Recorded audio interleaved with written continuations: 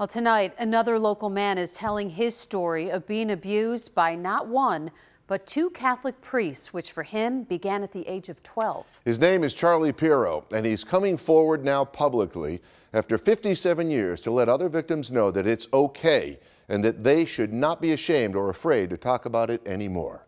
Here's Charlie's story. 57 years of a living hell. That's what it was. Charlie Pirro says that living hell cost him the life that he always dreamed of. When his daughter Kelly recently asked him when it was that his life took a spiral down, he realized God was about to heal him after decades of pain. It blew my mind when she asked me, because it was just right between the eyes. I didn't even have to think. I knew exactly what it was and when it was. Charlie grew up during the 50s and 60s, the oldest of 4 children. His parents were strict disciplinarians, and the local Catholic church, St. Joseph, where he was an altar boy, was a huge part of his parents' lives, both spiritually and socially. They got to know the priests in the church extremely well, extremely close. They would be at our house more so than they'd be at the rectory. Why would they be at your house more than the rectory? Well, they just like coming over and socializing with my parents.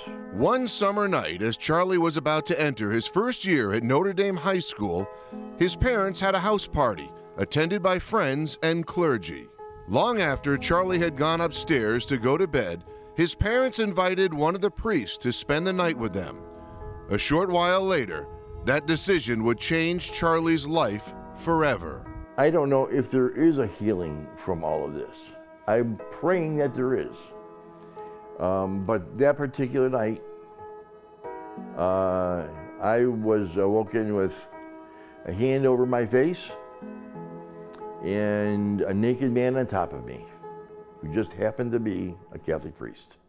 Things happen that should never happen to a child. Never happen to a child, ever. And the next morning, I was no longer the innocent child that I was. Charlie grew up right here on Trumbull Parkway in Batavia. And 57 years ago, when the abuse began, he says that he told his parents, but his parents chose not to believe him. He says back in the 50s and 60s, when he grew up, the motto back then was children should be seen and not heard. This unfortunate abusive behavior continued. And I didn't know what to do. I was 12 years old. Where am I going? Charlie says that abusive behavior that night in his home was not an isolated incident. It continued until his parents confronted the situation when another abused child's parents did speak out. Following that, the priest was then transferred to East Aurora, and never again was anything ever spoken about the abuse.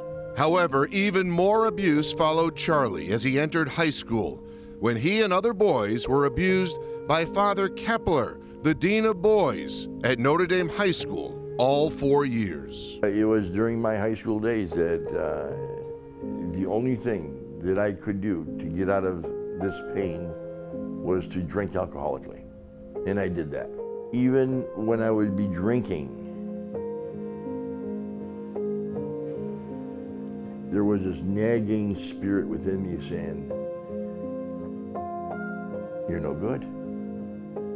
God doesn't love you. If he loved you, this wouldn't have happened to you." These are things that a 12-year-old thinks. Needless to say, when this happened, I was so confused and immediately so full of shame. Charlie's dreams of playing baseball and even becoming a priest were shattered by the abuse. He no longer trusted priests and often acted out while attending high school. His behavior became erratic, and detention became the norm for Charlie. This man took away my childhood. This man took away my teenage years. This man got into my adulthood. This man still is living within me. Both priests in this story have already passed away. That's why we're only naming one of them, Father Richard Kepler, because he was already on the list provided by the diocese. But we wanted to know what they had to say about Charlie's accusation. And all they would tell us is that Charlie's claim, like all the others, will be considered by a panel of local judges. As a result of the abuse, Charlie's life took on a different direction. His professional dreams never came to fruition. He ended up working for his father's plumbing business instead, something he never intended to do.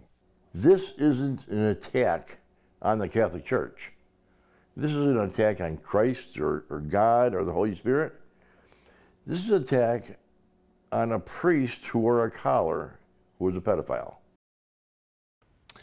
Well, Charlie did, of course, tell his parents, his first wife, brothers and sisters about the abuse over the years, and has even gone through years of counseling and therapy. He told me that he wanted to go public right now to right a wrong, no matter how old he is, at 68 years of age. He also wants other victims to know that it is never, ever too late, and never be ashamed to come forward anymore. He's hoping to help them avoid a lifetime of suffering and pain like he's had. It is startling to hear the terrible impact that it has on these people, especially, you know, again, children. The age of 12. Interestingly, you say that Charlie decided to go into the ministry. Eventually, yeah, in his mid-50s, he heard the calling from God and he became an ordained Wesleyan pastor in 2006. So he's fortunately had that. Yeah, hopefully that strong spiritual life will help him as he continues, because those or those wounds healing is just a long process. And I hope it's healing for him, his wife, all of his children as well, so they can heal as a family. Yeah, they're all impacted, no question. Absolutely. Yeah. Quite a story. Thank you, Scott.